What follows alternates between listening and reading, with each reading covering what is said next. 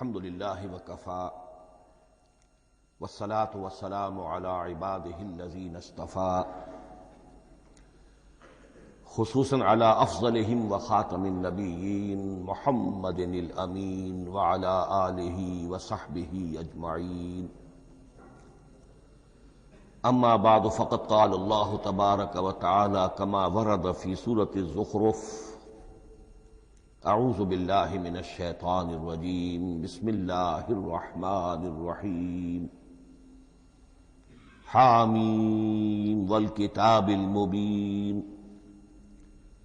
انا جعلناہ قرآنا عربیا لعلکم تعقلون وَإِنَّهُ فِي أُمِّ الْكِتَابِ لَدَيْنَا لَعَلِيٌّ حَكِيمٌ وقال تبارک وتعالی کما ورد فی سورة الواقعہ فلا اقسم بمواقع النجوم وإنه لقسم لو تعلمون عظیم انه لقرآن کریم فی کتاب مکنون لا يمسه الا المطهرون تنزيل من رب العالمين وقال عز وجل كما ورد في آخر سورة الفجر بل هو قرآن مجيد في لوح محفوظ صدق الله العظيم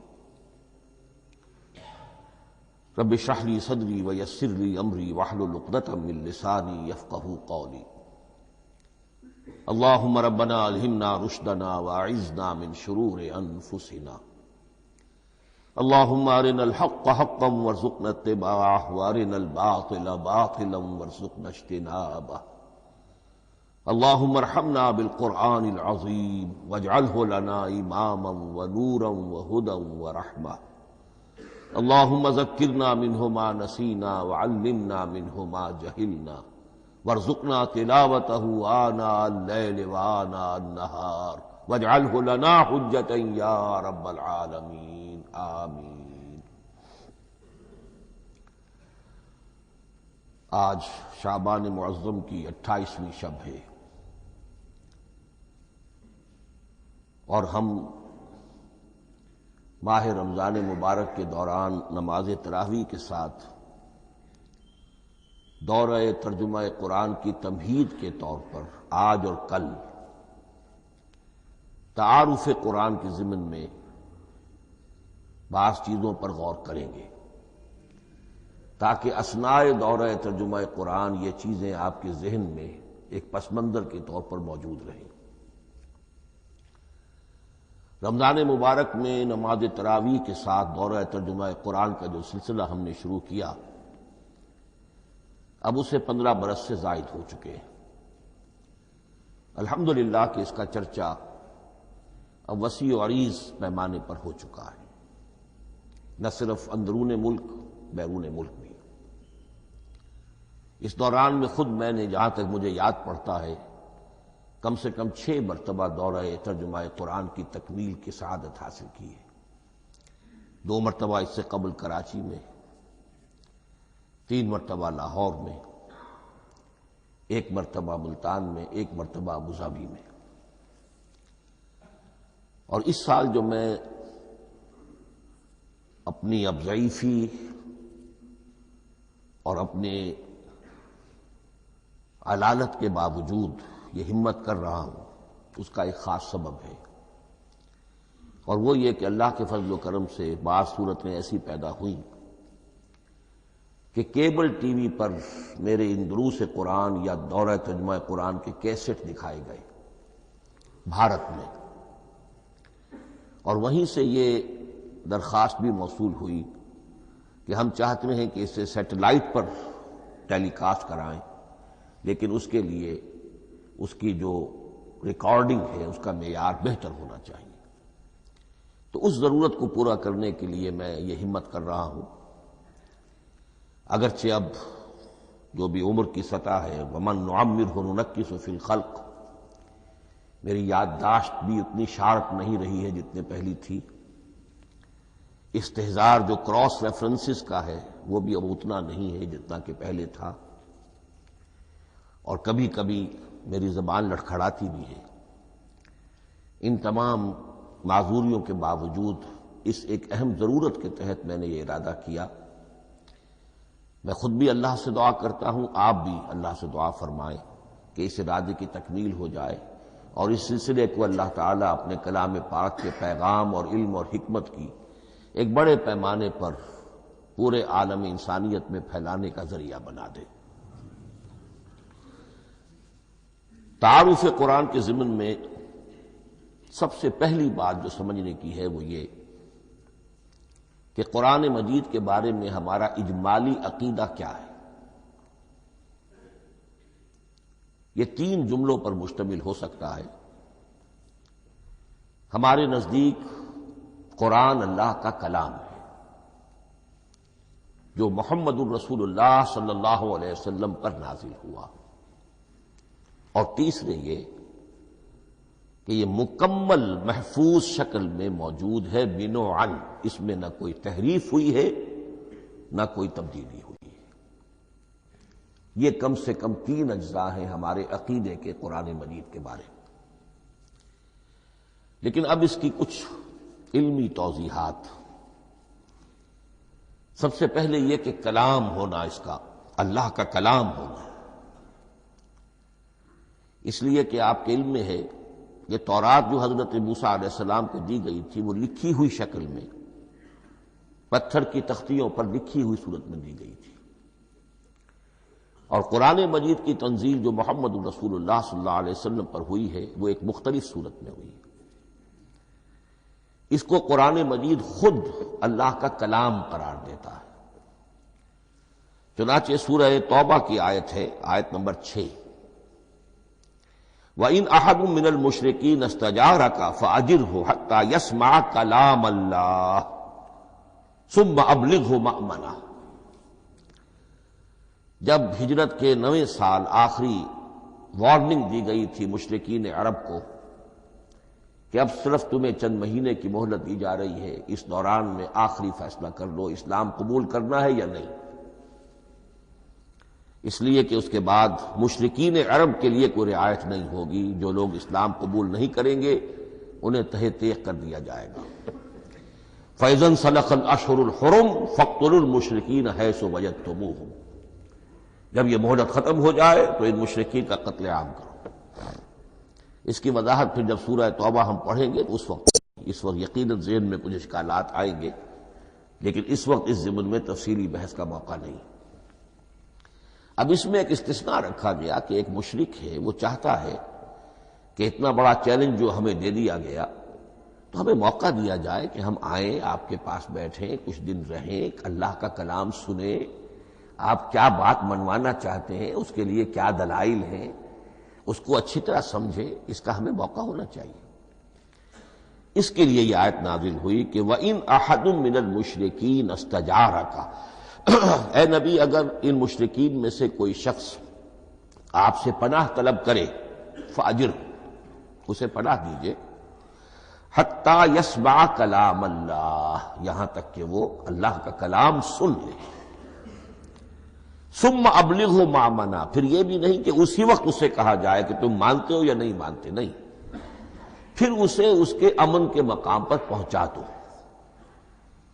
یہ جو آیت ہے اس میں لفظ کلیئر آ گیا کہ قرآن مجید اللہ کا کلام ہے۔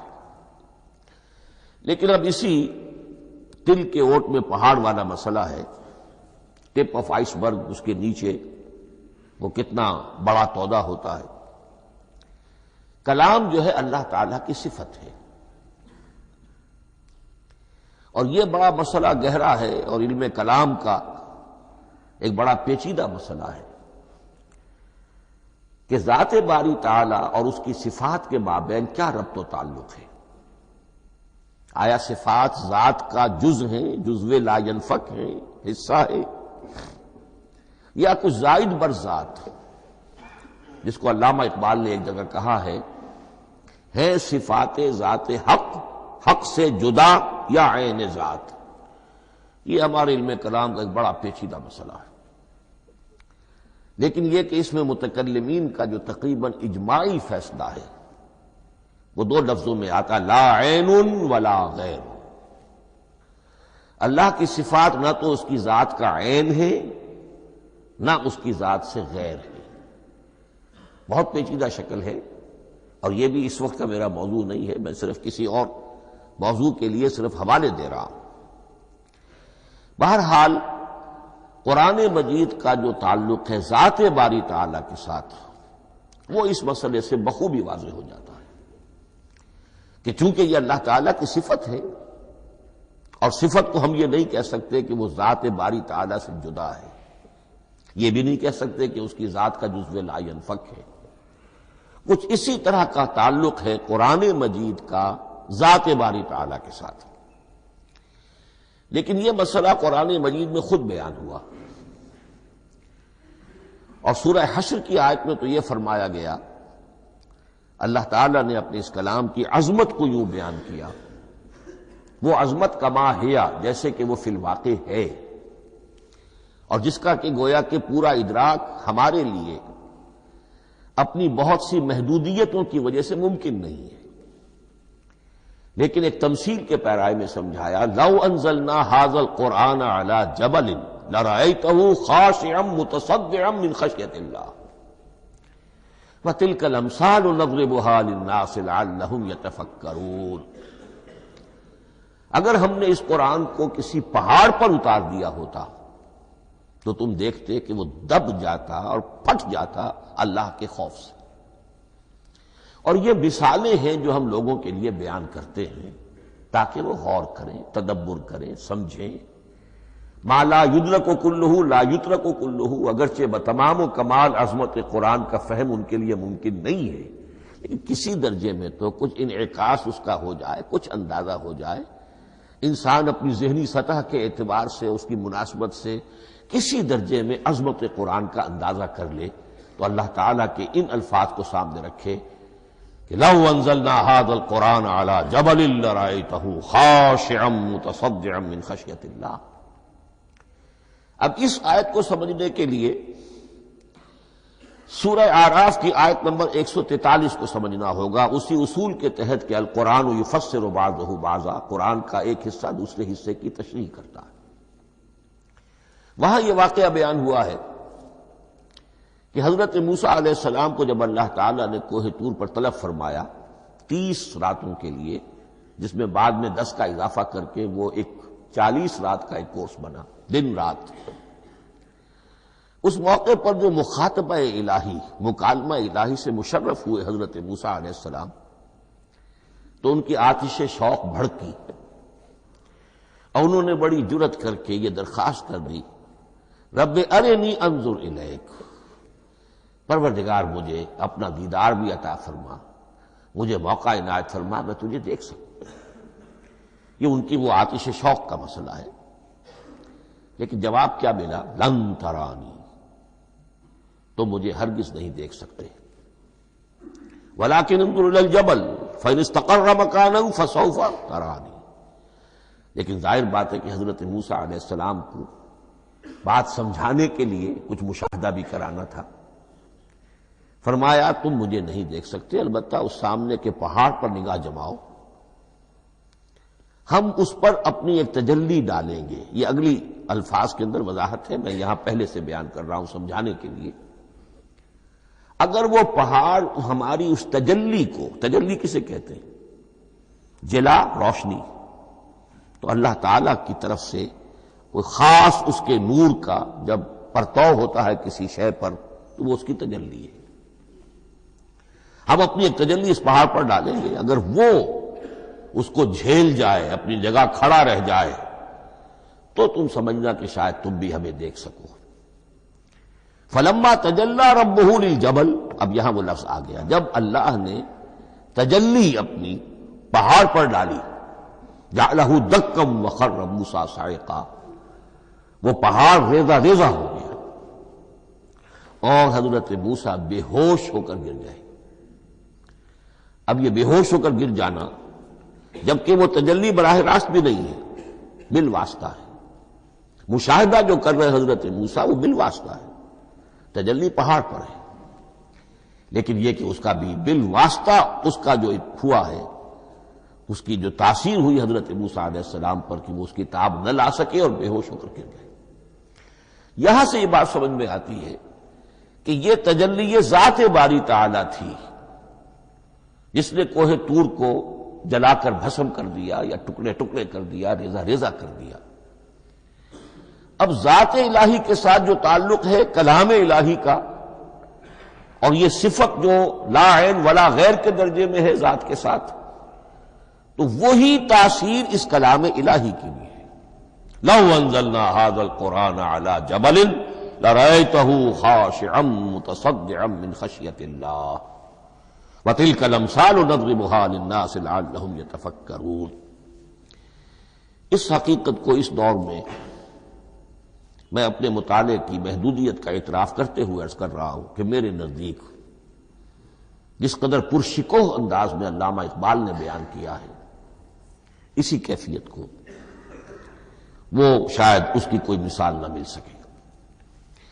فاش گویم آنچ در دل مزمرست، یہ کتابیں نیست چیزیں دیگرست۔ میں صاف ہی کہہ دیتا ہوں جو میرے دل میں چھپی ہوئی بات ہے۔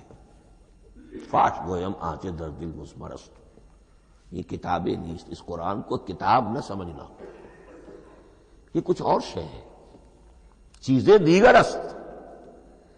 اب وہ چیزیں دیگر کیا ہے؟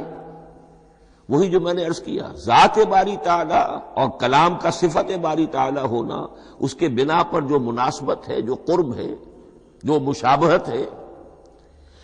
مثل حق پنہاؤ ہم پیداستو، زندہ و پائندہ و گویاستو۔ اس کلام میں اللہ تعالیٰ کی ساری صفات کا انعکاس موجود ہے۔ یہ بات ویسے بھی سمجھ میں آتی ہے، کوئی شخص ذرا گفتگو کرے، چند جملے جب وہ ادا کرے گا اپنی زبان سے، تو معلوم ہو جائے گا کہ اس کے فہم کا، اس کی دانش کا، اس کے مطالعے کا حدود اربع کیا ہے اور اس کے ذہن کی سطح کیا، سمجھ میں آ جائے گی بات۔ اس لیے کہ کلام جو ہے وہ متکلم کی پوری شخصیت کی عکاسی کر رہا ہوتا۔ تانت بازی راگ پایا، چند جملے کسی نے کہا، پتہ چل گیا کہ یہ کس سطح کے آدمی ہیں، علمی اعتبار سے، معلوماتی اعتبار سے، تہذیبی اعتبار سے، کلچرڈ ہیں یا نہیں ہیں۔ یہ ساری باتیں چند جملوں میں واضح ہو جائیں گی۔ تو اللہ تعالیٰ کی بھی جملہ صفات کا عکس اس قرآن میں موجود ہے۔ ان میں سے جن چند چیزوں کا ذکر علامہ نے شعر میں کیا، وہ جو سورہ حدید کی آیت ہے، هو الاول والآخر والظاہر والباطن، اللہ الظاہر بھی ہے، الباطن بھی ہے۔ اتنا ظاہر کہ اس سے زیادہ ظاہر کوئی شے نہیں، اور اتنا باطن کہ اس سے زیادہ چھپی ہوئی کوئی شے نہیں۔ اسی لیے حضور سے جو منقول ہیں الفاظ کہ پروردگار انت الظاہر فلیس فوقک شیء وانت الباطن فلیس دونک شیء، یہی کیفیت قرآن کی ہے۔ مثل حق پنہاؤ ہم پیداستو، پنہا بھی ہے ظاہر بھی ہے، جیسے ذات باری تعالی، اور جیسے اللہ تعالیٰ کی شان ہے جو آیت الکرسی کے شروع میں آئی، الحی القیوم۔ مثل حق پنہاؤ ہم پیداستو، زندہ ہو پائندہ ہو گویاستو۔ یہ قرآن جو ہے اللہ تعالیٰ کی صفات کا ایک عکس اپنے اندر رکھتا ہے۔ اس سے ذرا آگے چلیے، کلام کے بارے میں۔ اب کلام الہی ظاہر بات ہے کہ صفت ہے، اور صفت قدیم ہے۔ اللہ کی صفات حادث نہیں ہے، اللہ کی ذات بھی قدیم ہمیشہ سے ہے، اور اس کی صفات بھی قدیم ہمیشہ سے۔ اور یہ جو کلام الہی ہے، ظاہر بات ہے کہ یہ جو ہماری زبان کے حروف و اصوات ہیں، کلام الہی تو ان سے منزہ ہے، مبرہ ہے، ماورا ہے، اعلیٰ ہے، عرفہ ہے۔ ہماری زبانوں کے حروف و اصوات، الفابیٹس جگہ جگہ تبدیل ہو جائیں گے، انگریزی کے کچھ اور ہیں، اردو کے کچھ اور ہیں، عربی کے کچھ اور ہیں۔ کلام الہی ان تمام سے آگاہ، عرفہ، منزہ اور مبرہ ہے۔ یہ کلام الہی جب بھی نازل ہوا ہے، ظاہر بات ہے حضرت موسیٰ پر اگر کتاب اتاری گئی وہ بھی علم الہی سے آئی، لیکن وہ عبرانی زبان میں آئی۔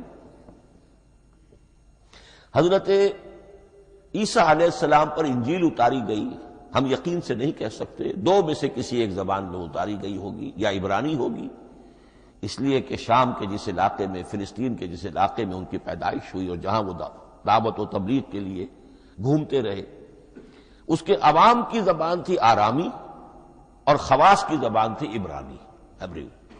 تو یا تو وہ بھی تورات کی طرح عبرانی ہی میں نازل ہوئی تھی یا آرامی میں ہوگی، لیکن اب کوئی نسخہ نہ ہیبریو کا، کوئی قدیم نسخہ دنیا میں موجود ہے، نہ آرامی کا۔ جو سب سے پرانا نسخہ ملتا ہے انجیل کا وہ اس کا ترجمہ ہے، لیٹن زبان کا ترجمہ ہے یا گریک ترجمہ ہے، اصل کوئی نہیں۔ بہرحال جب وہ کلام الہی محمد الرسول اللہ پر نازل ہوا، اب اس نے حروف و اصوات کا وہ جامہ پہنا کہ جو عربی زبان کے ہیں۔ یہی وجہ دیکھیے، میں نے جو آیت سورہ حامیم، یہ جو سلسلہ سور ہے اس میں سے سورہ زخرف کی آیت جو میں نے آپ کو سنائی، حامیم والکتاب المبین انا جعلناہ قرآنا عربیا لعلکم تعقلون، ہم نے بنا دیا ہے اپنے اس کلام کو قرآن عربی، اس کو عربی حروف و اصوات کا جامہ ہم نے پہنا دیا ہے، انا جعلناہ قرآنا عربیا لعلکم تعقلون، کہ چونکہ مخاطب اول جو قوم تھی امیین، ان کی زبان عربی تھی، لعلکم تعقلون، تاکہ تم اس کو سمجھ سکو۔ اب اس سے آگے چلیے، اصل قرآن مجید کے 3 مقامات سے معلوم ہوتا ہے، اصل قرآن اللہ کے پاس ہے۔ یہ قرآن جو ہمارے پاس ہے مصحف عثمان رضی اللہ تعالی عنہ، یہ اس قرآن کی مصدقہ نقل ہے۔ اصل قرآن کہاں ہے؟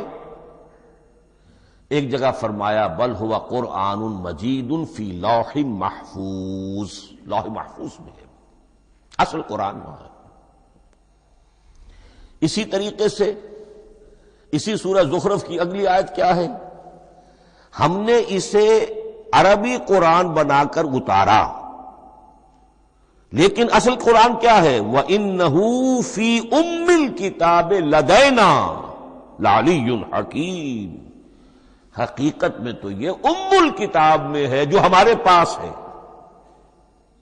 اور علی ہے، بہت بلند، حکیم، بڑی حکمت والا، یا محکم مضبوط۔ حکیم کے دونوں معنی ہیں، استحکام بھی اسی ہے کاف اور میم کے مادے سے بنا ہے، کسی شے کا پختہ ہو جانا، مضبوط ہو جانا، اور عقل کی پختگی وہ حکمت ہے، وہ دانائی ہے۔ اس اعتبار سے نوٹ کیجئے، اصل قرآن کہاں ہے؟ لوح محفوظ میں۔ اصل قرآن کہاں ہے؟ ام الکتاب میں۔ اسی کو کہا گیا ہے ایک اور مقام پر، فی صحف مکرمۃ مرفوعۃ مطہرۃ بأیدی سفرۃ کرام بررہ۔ یہ قرآن، اصل قرآن تو بڑے صحیفوں میں، ان صحیفوں میں ہے، ان صفحات میں ہے، ان اوراق میں ہے، جس کی شان کیا ہے؟ مکرمۃ، ان کی انتہائی تعظیم کی جاتی ہے، مطہرۃ، نہایت پاک صحیفے، فی صحف مکرمۃ مرفوعۃ، بلند و بالا، مطہرۃ بِأَيْدِي سَفَرَةٍ كِرَامٍ بَرَرَةٍ، ان فرشتوں کے ہاتھ میں جو بہت باعزت، بہت اونچے درجے کے، ان کے ہاتھوں میں ہے۔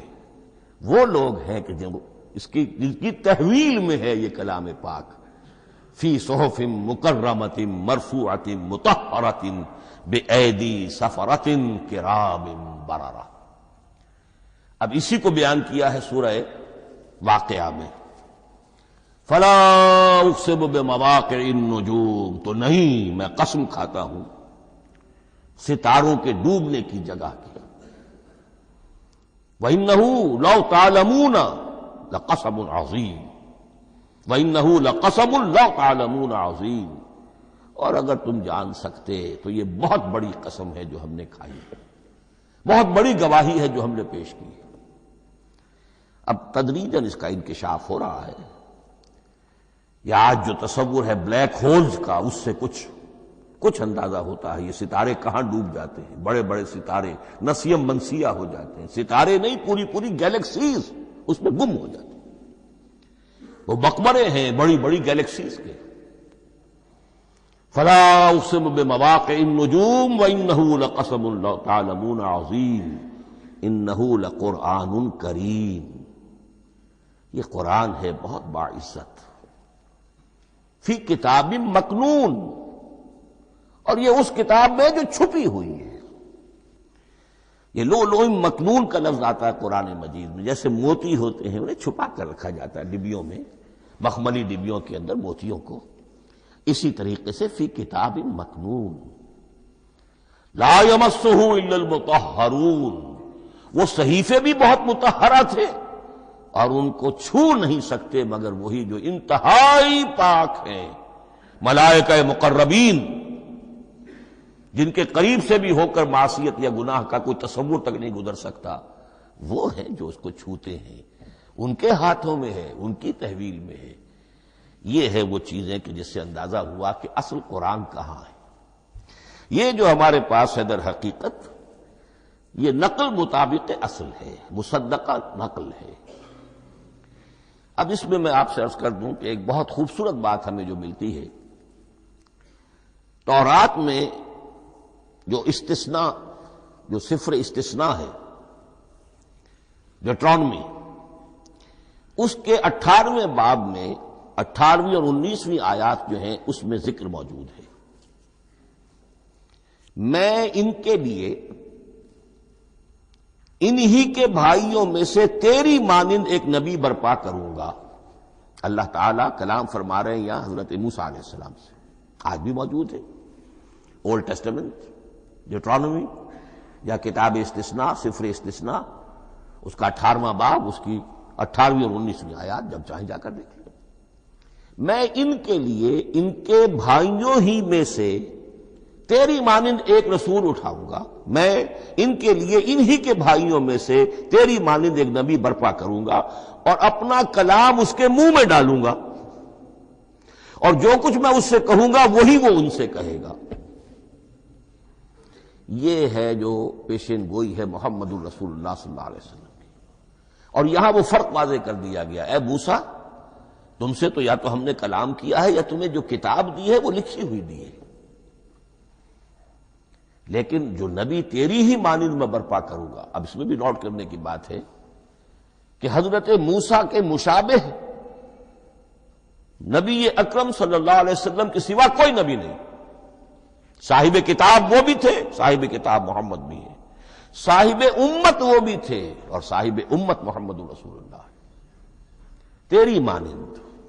صاحب شریعت، حضرت عیسیٰ صاحب شریعت نہیں تھے، شریعت موسوی ہی کو نافذ کرنے کے لیے آئے تھے، ان کی حیثیت دین موسوی کے مجدد کی تھی، ویسے نبی تھے، اللہ کے فضل و کرم سے نبی تھے، اس میں کوئی شک نہیں، رسول تھے، لیکن یہ کہ ان کے کام کی نوعیت کیا تھی، اس لیے کہ کوئی نئی شریعت لے کر نہیں آئے۔ اب بھی انجیل میں الفاظ موجود ہیں، don't think I have come to destroy law, the mosaic law جسے یہ کہتے ہیں، شریعت موسوی، وہ تم پر نافذ رہے گی، تم اس کی پابندی کرو گے، چونکہ صاحب شریعت رسول یا موسیٰ یا محمد صلی اللہ علیہ وسلم علیہ الصلوۃ والسلام۔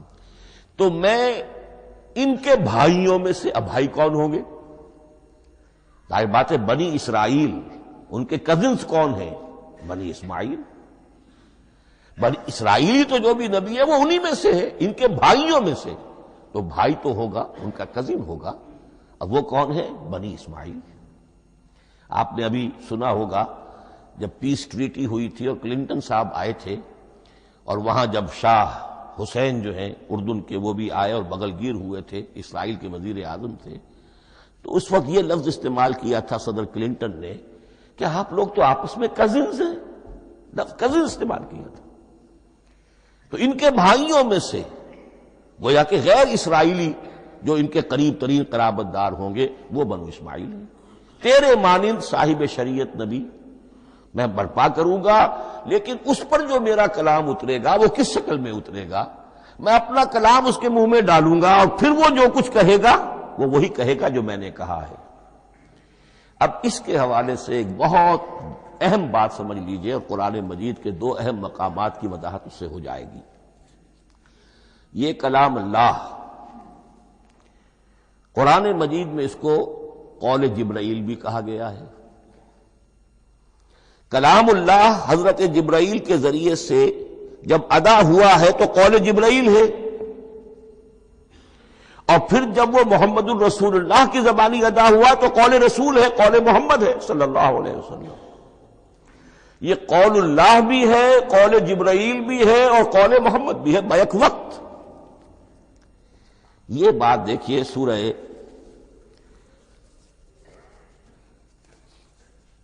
اذا السماء انفجرت، اس میں یہ سورت جو الفاظ آئے ہیں انہ لقول رسول کریم، سورۃ تکویر اذا الشمس كورت، انہ لقول رسول کریم ذی قوت عند ذی العرش مکین مطاع ثم امین وما صاحبکم بمجنون.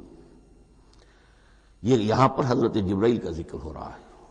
وما ہوا بقول شیطان الرجیم، محمد تک اس قرآن کو لانے والا تو وہ بلند پائے کا فرشتہ ہے، یہ کوئی شیطان رجیم نہیں ہے. اس لیے کہ مکے والوں نے کہہ دیا تھا ہو سکتا ہے کوئی بدروح آئی ہو محمد پر، اور اس بدروح نے کوئی الٹی سیدھی بات سکھا دی ہو. نہیں، انہ لقول رسول کریم، یہاں رسول کریم کون ہے؟ حضرت جبرائیل. انہ لقول رسول کریم ذی قوت عند ذی العرش مکین، بڑی قوت والا اور جس کا بڑا اونچا مقام اور مرتبہ ہے عرش والے کے قریب. ذی قوت عند ذی العرش مکین مطاع ثم امین، وہ فرشتوں کے مطاع ہیں، فرشتے ان کی اطاعت کرتے ہیں، فرشتوں کے سردار ہیں، اور پھر ساتھ ہی پورے امین ہیں. جبرائیل امین یہ ہم لفظ استعمال کرتے ہیں. اور اس کے بعد آگے جا کے فرمایا وما ہوا بقول شیطان الرجیم، یہ کسی شیطان رجیم کا قول نہیں ہے. اب یہاں اس سورہ تکویر میں قرآن کو قول جبرائیل قرار دیا گیا. لیکن سورۃ الحاقہ میں چلیے، اس کے آخر میں آتا ہے انہ لقول رسول کریم وما ہوا بقول شاعر قلیلا ما تؤمنون ولا بقول کاہن قلیلا ما تذکرون تنزیل من رب العالمین. یہاں اب رسول کریم سے مراد محمد الرسول اللہ صلی اللہ علیہ وسلم. یہ کسی شاعر کا قول نہیں ہے، کسی کاہن کا قول نہیں ہے، یعنی جس کے زبانی یہ قرآن لوگوں کے سامنے آ رہا ہے. جبرائیل کا قول ہو کر تو محمد پر نازل ہوا صلی اللہ علیہ وسلم، لیکن اب لوگوں کے سامنے وہ قول محمد بن کر آ رہا. انہ لقول رسول کریم وما ہوا بقول شاعر قلیلا ما تؤمنون ولا بقول کاہن قلیلا ما تذکرون تنزیل من رب العالمین. تو قرآن مجید کلام اللہ ہے، پھر وہ قول جبرائیل بنا جب جبرائیل نے آ کر محمد کو سنایا، اور پھر وہ قول محمد بنا جب محمد کی زبان مبارک سے لوگوں نے اسے سنا، اہل عرب نے سنا، اور پھر وہ بات پھیلتی چلی گئی. اب آخری بحث اس موضوع پر جو ہے وہ یہ ہے، کلام الہی کی 3 صورتیں ہیں جو قرآن مجید میں سورہ شورى کی آیت نمبر 51 میں بیان ہوئی ہے. وما كان لبشر ان يكلمه اللہ، کسی بشر، کسی انسان کی یہ حیثیت نہیں ہے، مقام نہیں ہے کہ اللہ اس سے کلام کرے. یہ نہیں کہا کہ اللہ کے لیے ممکن نہیں ہے، نہیں، اللہ کے لیے تو ہر شے ممکن ہے، لیکن کسی بشر کا یہ مقام نہیں ہے کہ اللہ اس سے کلام کرے. مخلوق ہے، بشر ہے.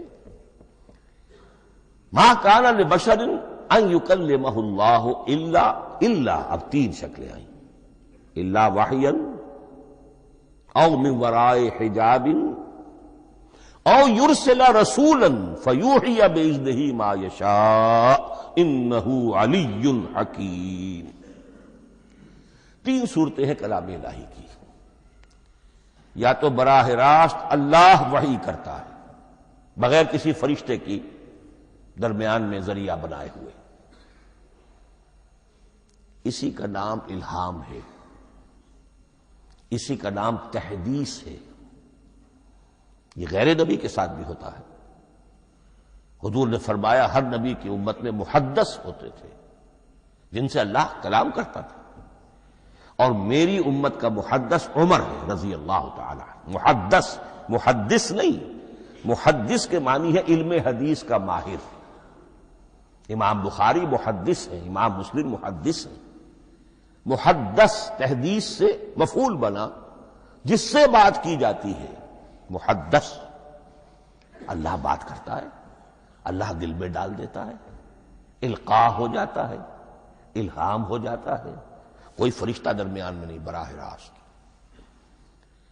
دوسری شکل کلام کی کیا ہے؟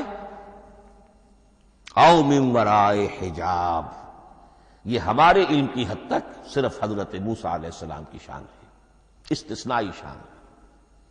وَكَلَّمَ اللَّهُ مُوسَىٰ تَكْلِيمًا، اور موسیٰ کے ساتھ تو اللہ نے کلام فرمایا جیسے کہ کلام کیا جاتا ہے۔ فرق کیا تھا؟ من ورائے حجاب، پردہ تھا، دیکھ نہیں سکتے تھے۔ تبھی تو ان کی وہ آتش شوق بھڑکی تھی۔ کیا قیامت ہے کہ چلمن سے لگے بیٹھے ہیں، صاف چھپتے بھی نہیں، سامنے آتے بھی نہیں، کلام بھی فرما رہے ہیں، لیکن یہ کہ بات مجھے دیدار عطا کرنے کے لیے تیار نہیں، رب ارنی انظر الیک۔ لیکن یہ جو کلام ہے ہمارے علم کی حد تک براہ راست اس دنیا میں حضور سے ہوا ہے معراج کی شب، لیکن وہ 7ویں آسمان پر ہوا۔ اس دنیا میں ہمارے علم کی حد تک یہ کلام براہ راست من ورائے حجاب صرف حضرت موسیٰ علیہ السلام کی استثنائی شان ہے۔ اور تیسرا ہے او یرسل رسولا فیوحی باذنہ ما یشاء، یا تیسری صورت یہ کہ اللہ کسی پیغامبر کو بھیجتا ہے جو وحی کرتا ہے جو اللہ چاہتا ہے۔ یہ تیسری شکل ہے وحی کی۔ قرآن مجید اس تیسری شکل میں نازل ہوا ہے محمد الرسول اللہ صلی اللہ علیہ وسلم پر۔ حضور کو جو الہام ہو جاتے تھے، جو حضور کو القاء ہو جاتا تھا، جو آپ کے دل میں براہ راست اللہ کی طرف سے وحی آتی تھی، وہ قرآن میں شامل نہیں ہے۔ اگرچہ حضور کے خواب بھی سچے تھے، وہ بھی اللہ کی طرف سے ہوتے تھے، شیطان کی آمیزش نہیں ہو سکتی تھی، لیکن یہ بھی قرآن میں شامل نہیں ہے۔ قرآن میں شامل ہے تیسری قسم کی وحی، او یرسل رسولا، پھر ہم بھیجتے ہیں ایک پیغامبر کو فرشتوں میں سے۔ اللہ یستفی من الملائکۃ رسلا ومن الناس، اللہ چن لیتا ہے فرشتوں میں سے بھی اپنا پیغامبر اور انسانوں میں سے بھی۔ تو فرشتے کے ذریعے سے ایک فرشتہ جو اللہ سے لیتا ہے اور انسان، رسول انسان تک پہنچا دیتا ہے۔ اب وہ رسول انسان، رسول بشر جو ہے وہ اپنے ہم نوع، ہم جنس لوگوں کو پہنچاتا ہے۔ تو اللہ یستفی من الملائکۃ رسلا ومن الناس، یہاں وہی بات فرمائی او یرسل رسولا فیوحی باذنہ ما یشاء، پھر وہ وحی کرتا ہے اللہ کے حکم سے جو اللہ چاہتا ہے۔ یہ کلام الہی کی یہ تیسری شکل ہے جو محمد الرسول اللہ صلی اللہ علیہ وسلم پر نازل ہوا، اور وہ ہے قرآن حکیم۔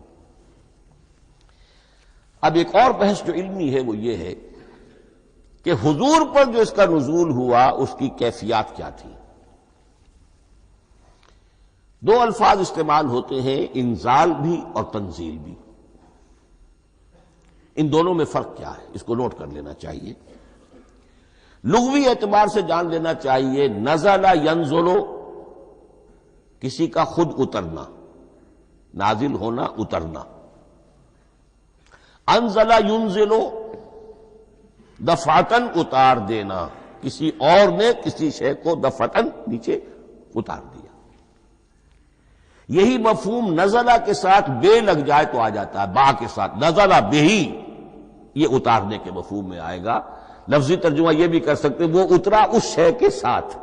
نزلہ بہ الروح الامین، اس کو لے کر نازل ہوا خود روح الامین فرشتہ علی قلب کا، اے محمد صلی اللہ علیہ وسلم آپ کے قلب مبارک پر۔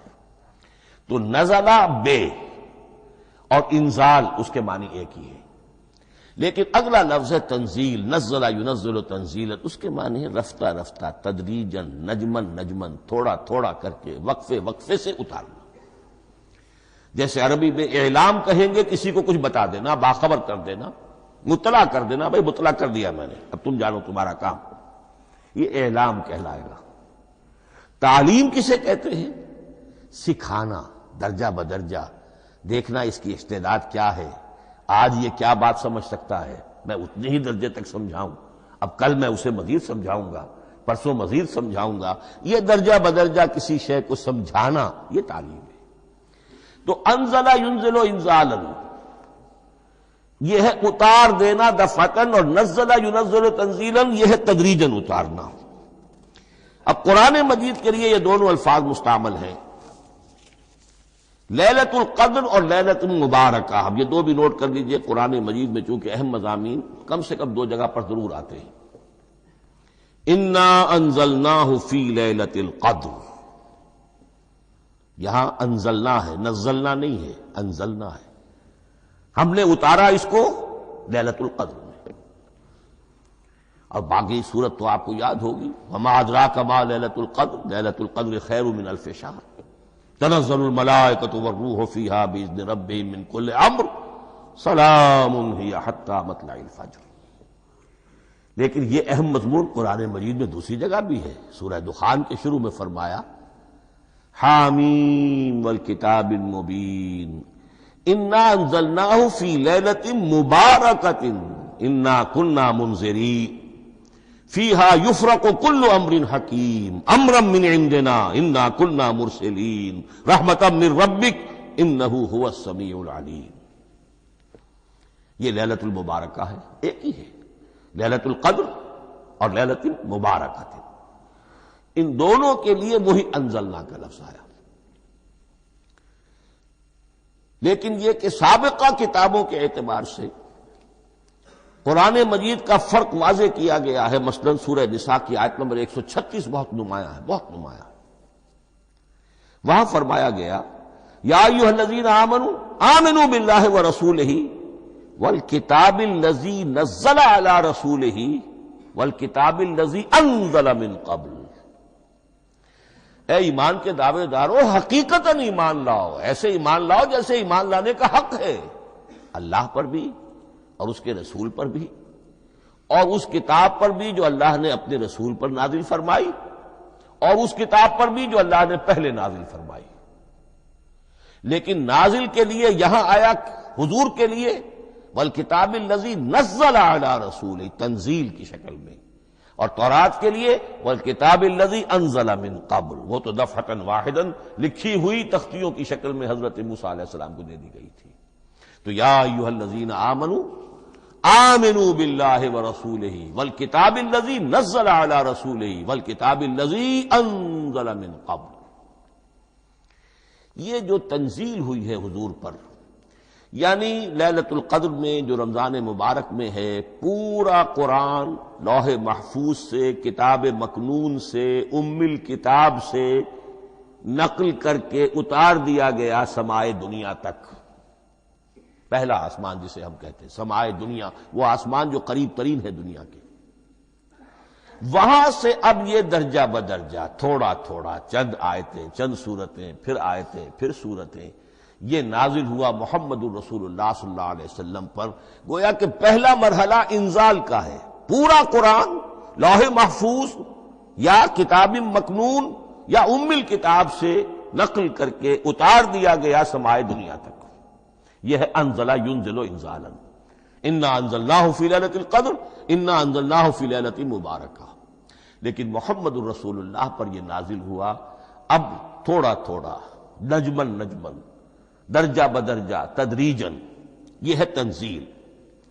اس تنزیل کی حکمت قرآن مجید میں بیان ہوئی ہے، اور اس اعتبار سے کہ اہل عرب نے، اہل مکہ نے اعتراض کیا تھا کہ یہ پورا قرآن کیوں نہیں محمد ایک ہی مرتبہ پیش کر دیتے صلی اللہ علیہ وسلم۔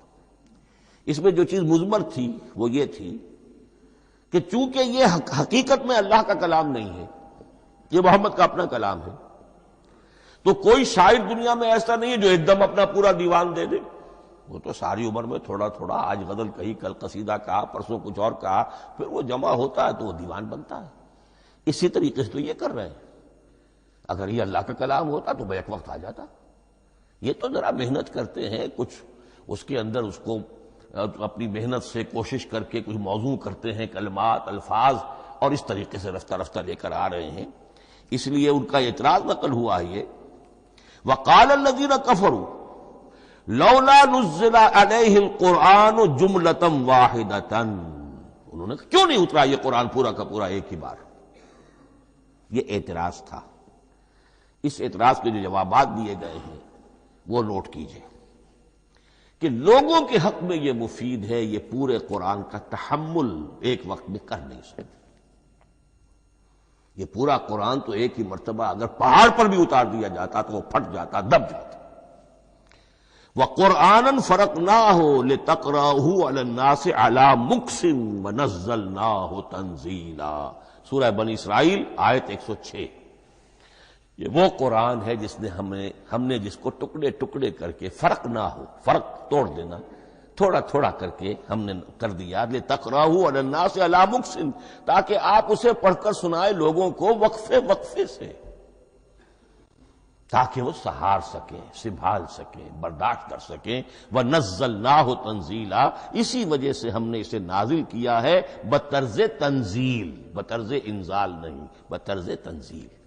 وَقُرْآنًا فَرَقْنَاهُ لِتَقْرَأَهُ عَلَى النَّاسِ عَلَى مُكْثٍ وَنَزَّلْنَاهُ تَنزِيلًا۔ ایک حکمت تو ہو گئی عوام کے لیے، ایک حکمت خود رسول کے لیے صلی اللہ علیہ وسلم۔ كَذَلِكَ لِنُثَبِّتَ بِهِ فُؤَادَكَ وَرَتَّلْنَاهُ تَرْتِيلًا۔ اب ذرا نوٹ کیجئے، قلب محمدی کے لیے بھی اس پورے کلام کا ایک دم سہار آسان کام نہیں تھا۔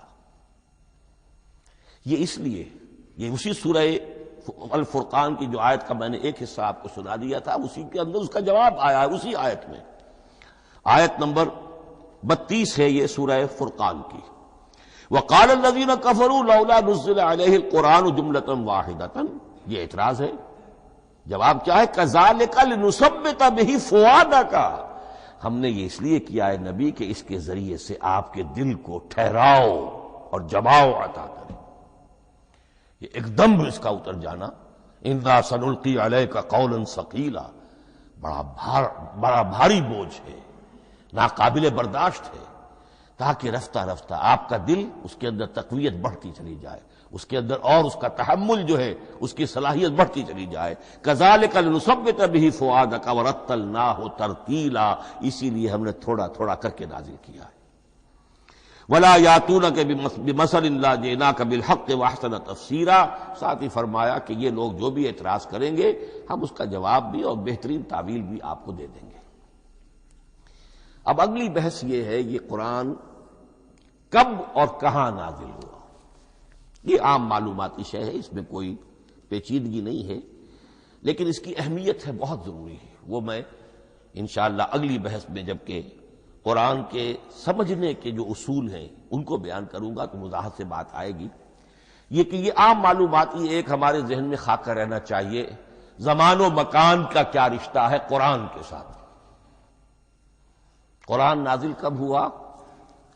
ہمارا چونکہ عام طور پر جو معمول ہے، ہم تو جو کرسچن ایرا ہے کے حوالے سے ہمارے ذہن کے اندر سارا حساب کتاب ہے، تو سن 610 عیسوی سے لے کر 632 عیسوی تک شمسی حساب سے 22 سالوں میں قرآن نازل ہوا ہے۔ 571 حضور کی ولادت کا سال ہے، 571 عیسوی۔ 610 میں آپ 39 سال کے ہوئے، لیکن قمری حساب سے 40 کے ہو چکے۔ 610 میں قرآن کی تنزیل شروع ہوئی اور 632 میں آپ کا انتقال ہوا۔ 22 برس زمانی اعتبار سے نقشہ ذہن میں رکھیے، اور اسے ہم اگر دوسرے حساب سے کہیں گے تو عام الفیل، وہ جو ابرہہ آیا تھا بیت اللہ کو ڈھانے کے لیے، وہ سال عربوں میں بہت مشہور ہو گیا تھا، اور وہی سال حضور کی ولادت کا ہے۔ تو عام الفیل ہی میں حضور کی ولادت ہوئی، لہذا 40 عام الفیل میں قرآن مجید کا نزول شروع ہوا، اور 11 ہجری تک یہ 23 برس بنتے ہیں قمری حساب سے۔ ایک رائے یہ بھی ہے کہ قرآن کا نزول 20 برس میں ہوا ہے، اور اس میں وضاحت یہ ہے کہ پہلے 3 سال اللہ تعالی نے ایک فرشتے کو، حضرت اسرافیل علیہ السلام کو مامور کیا تھا حضور کی تعلیم پر۔ دنیاوی اعتبار سے حضور نے کوئی تعلیم حاصل نہیں کی، آپ امی تھے، آپ نے دنیاوی اعتبار سے کسی کے سامنے زانو تلمس طے نہیں کیا، کہیں کوئی تعلیم حاصل نہیں کی، کہیں کوئی تحصیل علم نہیں کیا، لیکن اللہ تعالی نے علمہ شدید القوا، اللہ تعالی نے جو کچھ انہیں سکھایا ہے، جو علم انہیں عطا کیا ہے۔ تو ایک روایت یہ ہے کہ 3 برس تک، اور اس کے بعد پھر قرآن نازل ہونا شروع ہوا، تو 20 برس تک قرآن نازل ہوا۔ لیکن وہ لوگ بھی مانتے ہیں کہ سورہ علق کی آیتیں نازل ہو چکی تھی، پھر 3 برس کا وقفہ ہے۔ سورہ علق کی آیتیں کیا ہے؟ جو پہلی وحی ہے، اقرا بسم ربک الذی خلق خلق الانسان من علق اقرا وربک الاکرم الذی علم بالقلم علم الانسان ما لم یعلم۔ گویا کہ بسم اللہ ہو رہی ہے محمد الرسول اللہ صلی اللہ علیہ وسلم کی تعلیم کی، اور جن گھرانوں میں یہ رواج ابھی تک چل رہا ہو، بسم اللہ بچوں کی کراتے ہیں، ایک تقریب کی شکل میں منعقد کرتے ہیں، ہمارے ہاں یہ رواج تھا، اب ہم چھوڑ چکے ہیں، کہ جو تقریب بھی حضور کی اور صحابہ کی زندگیوں سے ثابت نہ ہو، ہمیں کوشش کرنی چاہیے کہ ان تقریبات کا سلسلہ منقطع کریں۔ ما انا علیہ واصحابی، ہماری تقریبات جو ہیں وہ بس وہیں تک محدود رہنی چاہیے۔ بہرحال وہ جو ایک چلتی ہے روایت، 4 سال 4 مہینے 4 دن کا بچہ یا بچی ہو تو بسم اللہ یہی آیتیں پڑھی جاتی ہیں، پڑھ تو نہیں سکتا، انگلی رکھ کر پڑھانے والا کوئی عالم دین بیٹھ جاتا ہے سامنے، وہ نہا دھو کر بچہ یا بچی بیٹھی ہوئی ہے، اور اس کو اقرا بسم ربک الذی خلق خلق الانسان من علق اقرا وربک الاکرم الذی علم بالقلم علم الانسان ما لم یعلم۔ اب اس میں تو سارا پڑھنے پر زور ہے، حصول علم پر زور ہے، کسی تبلیغ کا حکم ہی نہیں، ابھی رسالت کا کوئی تذکرہ کچھ بھی نہیں، اس میں تو قیامت کا بھی کوئی ذکر نہیں۔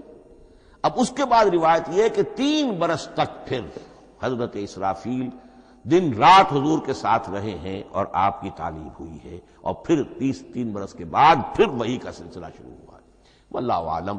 لیکن یہ کہ جب سورہ اقرا نازل ہو چکی ہے، اس کی 5 آیتیں، تو وہ 3 برس بھی اس کا وقفہ شمار ہوں گے، زمانہ نزول پھر وہی 23 برس رہے گا۔ اسی کے ساتھ میں نے عرض کیا تھا کہ دوسری بات یہ کہاں نازل ہوا قرآن۔ ایک لفظ میں تو یہ سمجھ لیجئے یہ حجاز میں نازل ہوا۔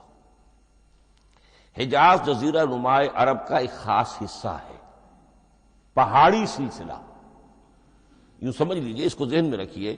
جزیرہ نمائے عرب جو ہے وہ شمال سے جنوب کی طرف چوڑا ہوتا جاتا ہے، شمال میں شام اور عراق کی طرف جاتا ہے تو وہ تنگ ہے، پھر نیچے چوڑا ہو رہا ہے۔ اس کا جو مغربی ساحل ہے، جس پر جدہ کی بندرگاہ بھی ہے، یمبو کی بھی ہے، اس کے کہیں وہ ایک میدان شروع ہوتا ہے ساحل سے، کہیں وہ بہت مختصر ہے، کہیں خاصا چوڑا ہے، اس کو کہتے ہیں تہامہ۔ پھر ایک پہاڑی سلسلہ ہے، اس کو کہتے ہیں حجاز۔ یہ پہاڑی سلسلہ جو ہے اس کے بعد جو ہے وہ نجد کہلاتا ہے، وہ سطح مرتفع ہے، پلیچو۔ تو یہ 3 حصے ہیں جزیرہ نمائے عرب کے جغرافیائی اعتبار سے، اور حجاز کہتے بھی ہیں پردے کو، حاجزن، پردہ جو 2 چیزوں کے درمیان حائل ہو جائے۔ تو یوں سمجھیے کہ یہ فلیٹ ہے نجد کا، اور یہ فلیٹ ہے میدان، یہ ہے تہامہ کا، اور درمیان میں یہ پہاڑی سلسلہ کھڑا ہوا ہے، تو یہ گویا کہ ان دونوں کو جدا کر رہا، یہ حجاز ہے۔ اس حجاز ہی کا شہر مکہ ہے، اس حجاز ہی کا شہر مدینہ ہے، اس حجاز ہی کا شہر طائف ہے، اس حجاز ہی کی آخری ٹپ سمجھ لیجئے تبوک ہے۔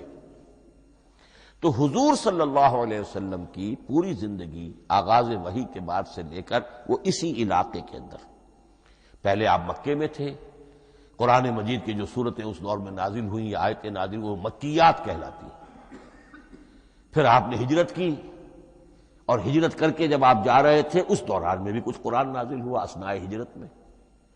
پھر آپ مدینے تشریف فرما ہوئے، اب وہ ہم کہتے ہیں مدنی قرآن، لیکن مدنی قرآن سارا مدینے میں نازل نہیں ہوا۔ آپ کبھی جا رہے کسی مہم پر کسی جنگ کے لیے، غزوہ بدر کے لیے آ گئے ہیں، تو وہاں جو آیات نازل ہو رہی ہیں وہ مدینے میں تو نہیں ہو رہی. براڈ تقسیم تو یہی ہے، مکی مدنی. ہجرت سے قبل جو کچھ نازل ہوا وہ مکی، ہجرت کے بعد جو کچھ نازل ہوا وہ مدنی. لیکن صرف مدنی کہنا صحیح نہیں ہے. اثناء سفر تبوک، اتنا طویل سفر ہے آپ کا، اس کے دوران آتے جاتے قرآن نازل ہوتا رہا. لیکن یہ بات نوٹ کر لیجئے کہ پورا قرآن حجاز ہی میں نازل ہوا ہے. یہ تمام شہر، یہ تمام علاقہ حجاز کہلاتا ہے. ایک اور بحث جو ہم اسی اپنی پہلی نشست میں مکمل انشاءاللہ کر لیں گے وہ ہے محفوظیت قرآن کی بحث. میں نے عرض کیا تھا کہ 3 چیزوں پر ہمارا عقیدہ مشتمل ہے. یہ اللہ کا کلام ہے، نمبر 1. نازل ہوا محمد الرسول اللہ پر صلی اللہ علیہ وسلم. اسی لیے ہم نے کلام سے متعلق کچھ مباحث علمی گہرائی میں اتر کر وہ سمجھے. حضور پر اس کے نزول، انزال اور تنزیل کے مختلف مراحل کو سمجھا. اب اس کی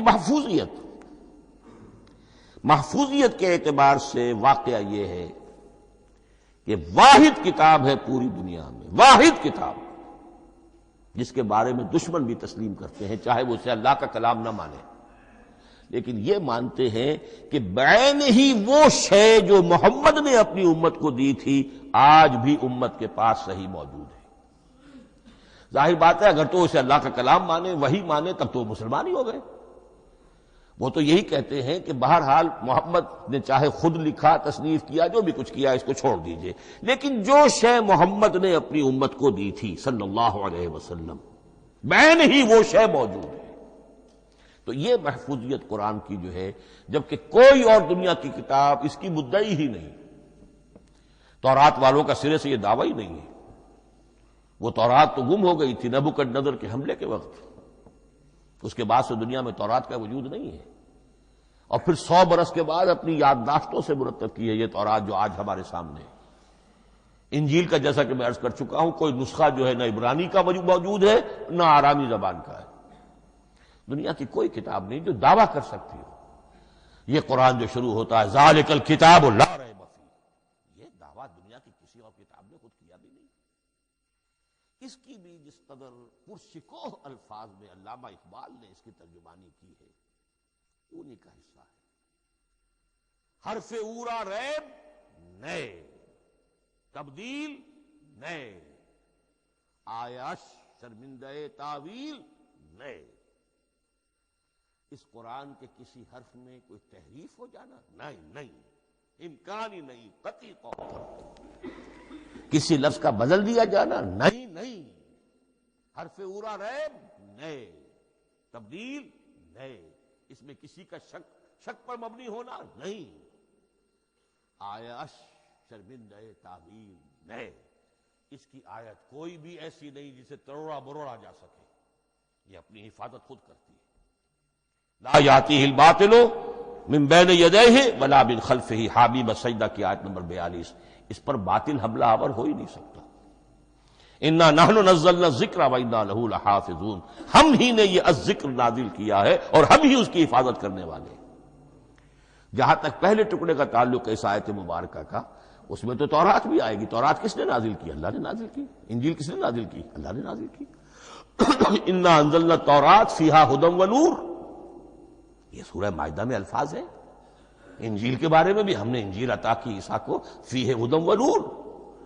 لیکن یہ کہ انا نحن نزلنا الذکر، اس کو اس قدر تاکید کے ساتھ کہہ کر وَإِنَّا لَهُ لَحَافِظُونَ، اور ہم ہی اس کے محافظ ہیں. لیکن اس موضوع پر اہم ترین مقام جو ہے قرآن مجید کا وہ سورہ قیامہ کی یہ آیات ہے. لا تحرک بہ لسانک لتعجل بہ. جب قرآن نازل ہوتا تھا حضور جلدی جلدی زبان کو حرکت دیتے تھے، یاد کر لیں، مبادا کہیں بھول جاؤں، مبادا کوئی لفظ جو ہے تبدیل ہو جائے.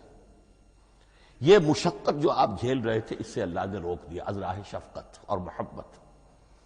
لا تحرک بہ لسانک لتعجل بہ ان علینا جمعہ وقرآنہ، ہمارے ذمے ہے اس کو جمع کر دینا، آپ کے سینے میں جمع کر دیں گے اس کو. اور صرف جمع کرنا نہیں، قرآن ترتیب. قرآن ہوتا ہے پڑھا جاتا ترتیب سے. یعنی ترتیب نزولی، یہ بعد میں ہماری علیحدہ بحث بھی آئے گی کہ ترتیب نزولی اور ہے، ترتیب مصحف اور ہے، یہ ترتیب بھی ہم کروا دیں گے، یہ بھی ہمارے ذمہ ہے۔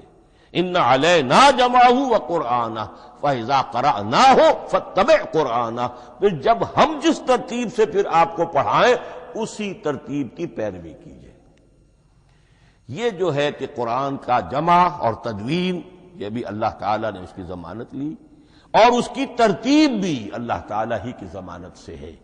اس اعتبار سے محفوظیت قرآن کے یہ دونوں پہلو ہمارے سامنے رہنے چاہیے۔ بارک اللہ لی ولکم فی القرآن العظیم ونفعنی وإیاکم بالآیات والذکر الحکیم۔